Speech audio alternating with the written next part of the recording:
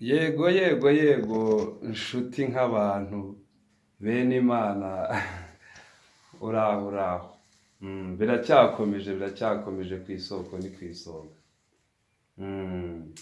Ariko ibyo mugenda mukurikirana kuri uru rukuta no kuri iri buye, nabonye umuntu atsindira kabi, abenshi mubyigaho muri comment muvuga ngo ngo umuntu yabaye umupfumu. Umuntu yabaye umupfumu, ariko mumenye yuko irage rya bene Imana mbere na mbere Imana, kandi ziragura kabiri nta mupfumu.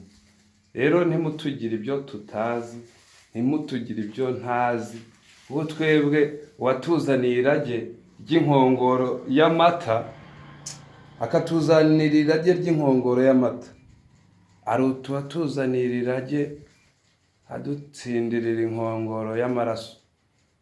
Rero mube maso, nimumenya iby'umurage wacu ntimukabyitiranye n'ibyo ntazi, ibyo by'abapfumu n'ibiki byose.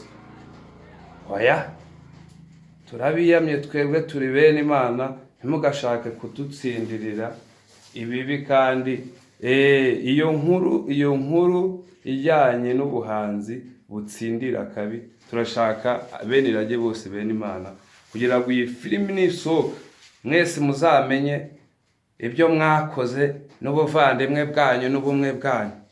Nzaba icyo nzi kirage ryo n'indahindurwa, kandi ni rudahigwa, ntago rihigwa. Inkongoro y'amaraso ntago yatsindiye amata.